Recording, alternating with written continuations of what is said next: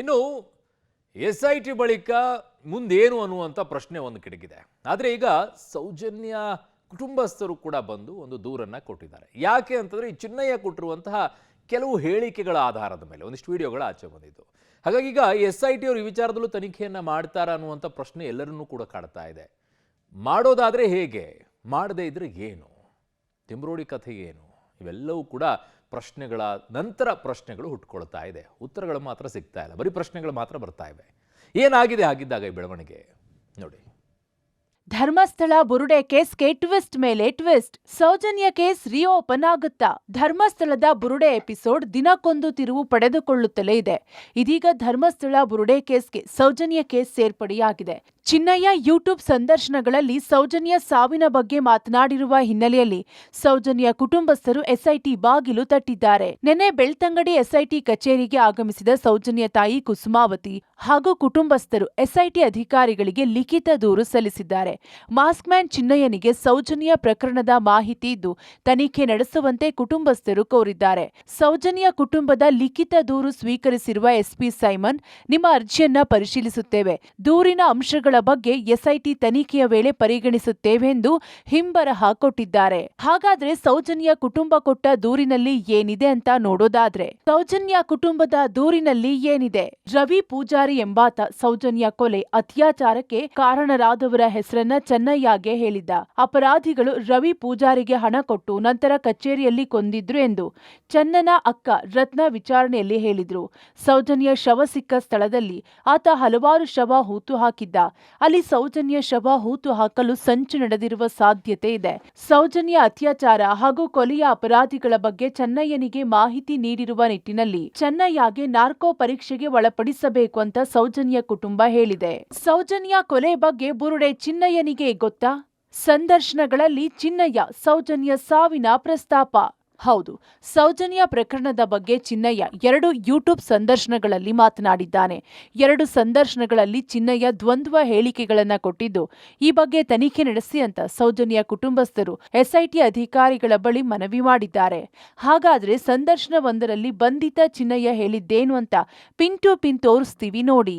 ಚಿನ್ನಯ್ಯ ಹೇಳಿದ್ದೇನು? ಸಂದರ್ಶನ 1. ಸೌಜನ್ಯ ಸಾವಿಗೀಡಾದ ದಿನ ನಾನು ಧರ್ಮಸ್ಥಳದಲ್ಲಿರಲಿಲ್ಲ. ಯಾವುದೋ ಶವ ಮಣ್ಣು ಮಾಡಲು ನನಗೆ ದೂರವಾಣಿ ಕರೆ ಬಂದಿತ್ತು. ಆದ್ರೆ ನಾನವತ್ತು ಊರಿಗೆ ಹೋಗಿದ್ದೆ. ಸಂದರ್ಶನ 2. ಸೌಜನ್ಯ ಕೇಸ್ ಬಗ್ಗೆ ಗೊತ್ತು. ನನ್ನ ಜೊತೆ ಕೆಲಸ ಮಾಡ್ತಿದ್ದ ರವಿ ಪೂಜಾರಿ ನನಗೆ ಹೇಳಿದ್ದ, ಸೌಜನ್ಯಾಳನ್ನ ಅತ್ಯಾಚಾರ ಮಾಡಿ ಕೊಲೆ ಮಾಡಿದ್ದಾರೆ ಅಂತ ಹೇಳಿದ್ದ. ಹೀಗೆ ಚಿನ್ನಯ್ಯ ಸೌಜನ್ಯ ಕೊಲೆ ಕೇಸ್ ಬಗ್ಗೆ ನನಗೆ ಗೊತ್ತು ಎಂದಿದ್ದಲ್ಲದೆ, ಮತ್ತೊಂದು ಸಂದರ್ಶನದ ವೇಳೆ ಸೌಜನ್ಯ ಕೊಲೆಯಾದ ಸಂದರ್ಭದಲ್ಲಿ ನಾನು ರಜೆಯಲ್ಲಿದ್ದೆ, ಆಗ ನನಗೆ ಕರೆ ಬಂದಿತ್ತು ಎಂಬ ಹೇಳಿಕೆಯನ್ನ ಚಿನ್ನಯ್ಯ ಕೊಟ್ಟಿದ್ದಾನೆ. ಈ ಹೇಳಿಕೆಯನ್ನ ಆಧರಿಸಿ SITಗೆ ಸೌಜನ್ಯ ಕುಟುಂಬ ದೂರು ನೀಡಿದೆ.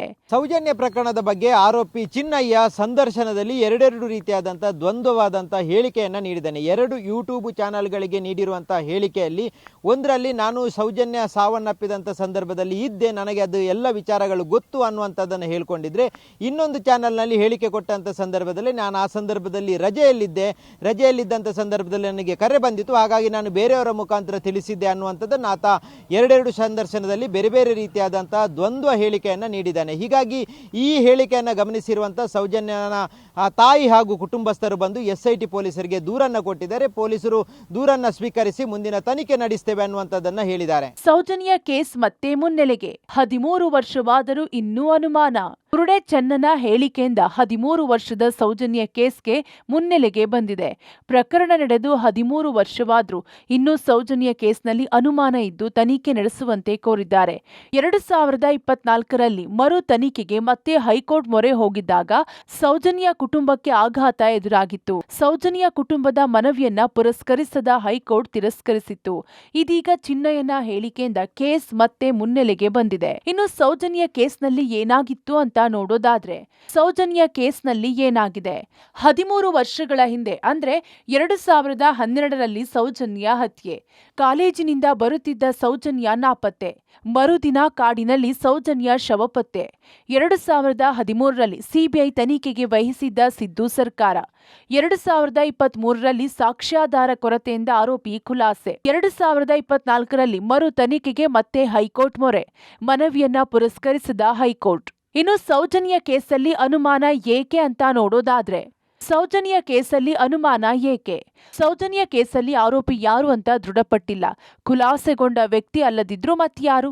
ಪ್ರಕರಣ ನಡೆದು 13 ವರ್ಷವಾದರೂ ಇನ್ನೂ ಅನುಮಾನ. ಹೀಗಾಗಿ ಚಿನ್ನಯ್ಯನ ಹೇಳಿಕೆಯಿಂದ ಮತ್ತೆ 13 ವರ್ಷದ ಹಿಂದಿನ ಕೇಸ್ ಮುನ್ನೆಲೆಗೆ ಬಂದಿದೆ.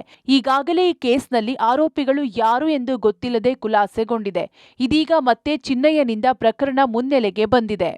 ಸೌಜನ್ಯ ಪರ ನಾವು ಹೋರಾಟ ಮಾಡ್ತೀವಿ, ಚಿಂತಕ ಚಕ್ರವರ್ತಿ ಸೂಲಿಬೆಲೆ ಹೇಳಿಕೆ.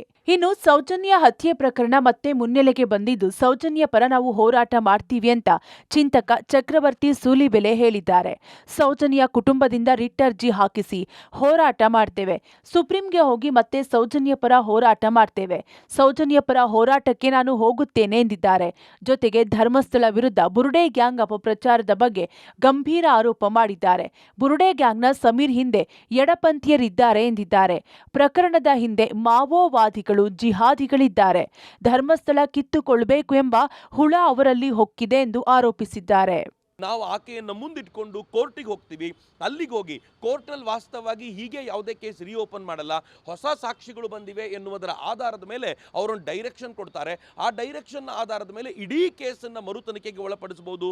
ಆಗ ಎಲ್ಲರನ್ನೂ ಕೂಡ ಯಾರ್ಯಾರು ಇವತ್ತು ಎಕ್ವಿಟ್ ಆಗಿದ್ದಾರೋ ಅವ್ರನ್ನೂ ಕೂಡ ವಿಚಾರಣೆಗೆ ಒಳಪಡಿಸಲಿಕ್ಕೆ ಅನುಕೂಲವಾಗುತ್ತೆ. ಹಳೆಯ ವಿಚಾರಣೆಗಳ ರಿಪೋರ್ಟನ್ನು ವಾಪಸ್ ತೆಗಿಲಿಕ್ಕೆ ಅನುಕೂಲವಾಗುತ್ತೆ. ಯಾರ ಮೇಲೆ ಪ್ರಭಾವ ಬೀರಿದ್ದಾರೆ, ಈಗ ಈ ಕಡೆ ವಕೀಲರ ಮೇಲೆ ಪ್ರಭಾವ ಆಗಿದೆ ಅಂತ ನಿಜವಾಗ್ಲೂ ಆಗಿದೆಯಾ, ವಕೀಲರ ಅಕೌಂಟಿಗೆ ಹಣ ಹೋಗಿದೆಯಾ, ಇವೆಲ್ಲವನ್ನೂ ಕೂಡ ಒಂದು ಸಲ ಚರ್ಚೆ ಮಾಡಲಿಕ್ಕೆ ಅನುಕೂಲ ಆಗುತ್ತೆ. ಹೀಗಾಗಿ ನಾನು ಸೌಜನ್ಯ ಅವ್ರ ತಾಯಿಯನ್ನು ಅಭಿನಂದಿಸ್ತೀನಿ. ಕೊನೆ ಪಕ್ಷ ವಿಚಾರಣೆ ಮರು ತನಿಖೆಗೆ ಅವರು ವಾಪಸ್ ಬಂದಿದ್ದಾರೆ.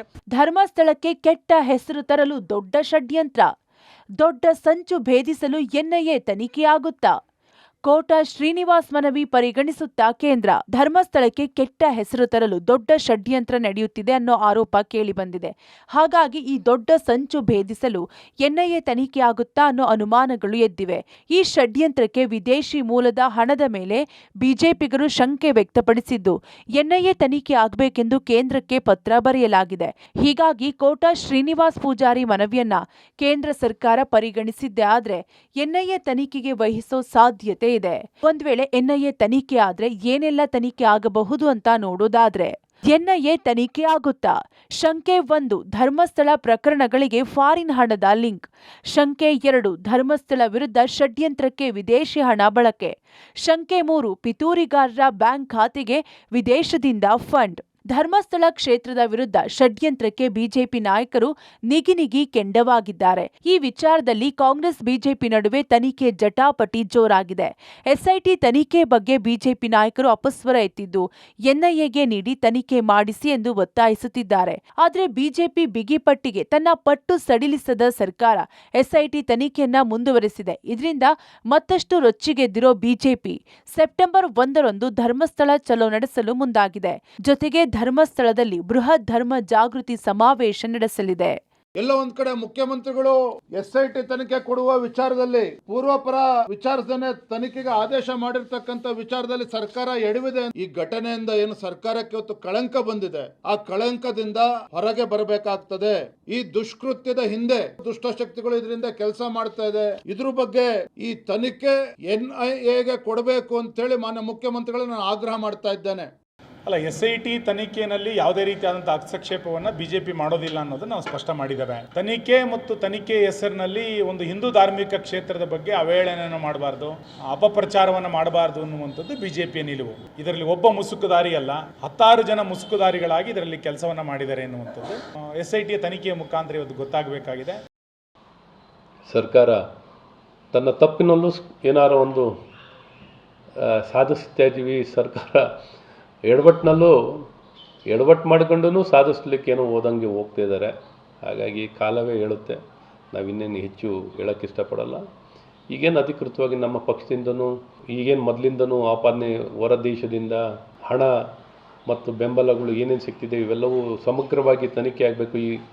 ಇದರ ಹಿಂದೆ ಇರುವಂಥ ಕೈವಾಡ ಕೈಗಳನ್ನು ಬಯಲಿಗೆಳಿಬೇಕು ಅನ್ನುವಂಥದ್ದು, ಹಣ ಇನ್ನೊಂದು ಎಲ್ಲ ವಿಚಾರಗಳನ್ನ ಬಯಲಿಗೆಳಿಬೇಕು ಅನ್ನುವಂಥ ವಿಚಾರದಲ್ಲಿ NIA ತನಿಖೆಯನ್ನು ಮಾಡಿಸಿ ಅಂತಲೂ ಒತ್ತಾಯವನ್ನು ಮಾಡ್ತಾ ಇದ್ದೀವಿ. NIA ತನಿಖೆಯನ್ನು ಮಾಡಿ ಅಂತಲೂ ಹೇಳುವಂಥದ್ದು ಆಗ್ತಿದೆ. ಅಂದ ಹಾಗೆ SIT ಸರಿಯಾಗಿ ತನಿಖೆ ಮಾಡುತ್ತಿದೆ. ಹೀಗಿರುವಾಗ NIA ತನಿಖೆ ಮಾಡೋ ಅವಶ್ಯಕತೆ ಇಲ್ಲ ಅಂತ ಗೃಹ ಸಚಿವ ಪರಮೇಶ್ವರ್ ಹೇಳಿದ್ದಾರೆ. ತನಿಖೆ ಬಹಳ ಗಂಭೀರವಾಗಿ ತನಿಖೆ ನಡೀತಾ ಇದೆ. ಕೋಟ್ಯಾಂತರ ಭಕ್ತಾದಿಗಳು ಧರ್ಮಸ್ಥಳದ ಬಗ್ಗೆ ಆತಂಕವನ್ನು ವ್ಯಕ್ತ ಮಾಡಿದ್ದಾರೆ. ಸತ್ಯ ಏನಾದರೂ ಹೊರಗಡೆ ಬರಬೇಕು ಅಂತ ಕಾಯ್ತಾ ಇದ್ದಾರೆ. ಸ್ವಾಭಾವಿಕವಾಗಿ SITಗೆ ಅವ್ರ ಮೇಲೆ ಜವಾಬ್ದಾರಿ ಹೆಚ್ಚಿದೆ. ಸ್ಪಷ್ಟವಾಗಿ ಕ್ಲಾರಿಫೈ ಮಾಡಿದ್ದೀನಿ, NIA ಕೊಡುವ ಅಗತ್ಯ ಇಲ್ಲ ಅಂತೇಳಿ. ಯಾಕೆಂದರೆ ನಮ್ಮ SITನವರು ಸಮರ್ಪಕವಾಗಿ ತನಿಖೆ ಮಾಡ್ತಿದ್ದಾರೆ. ಅದರಲ್ಲೇನಾದರೂ ಲೋಪ ಇದೆ ಅಂತ ಹೇಳಿ ಕಂಡು ಬಂದರೆ ಅದು ಬೇರೆ ವಿಚಾರ. ಈಗ ಅವರು ತನಿಖೆ ಮಾಡಿ ವರದಿ ಕೊಡೋವರೆಗೂ ಕೂಡ ಹೆಂಗೆ ನಾವು ಹೇಳೋದು? ಸರಿ ಇಲ್ಲ ಅಂತ ಹೇಳಬೇಕಾದ್ರೆ ಏನಾದರೂ ಒಂದು ಬೇಕಲ್ಲ. ಒಟ್ನಲ್ಲಿ ಧರ್ಮಸ್ಥಳ ಬುರುಡೆ ಕೇಸ್ನಲ್ಲಿ ಈಗ ಸೌಜನ್ಯ ಕೇಸ್ ಕೂಡ ಸೇರ್ಪಡೆಯಾಗಿದ್ದು, ಸೌಜನ್ಯ ಕೇಸನ್ನು SIT ತನಿಖೆ ಮಾಡುತ್ತಾ ಇಲ್ವಾ ಅನ್ನೋದು ಕುತೂಹಲವಾಗಿದೆ. Public TV, Dharmasthala.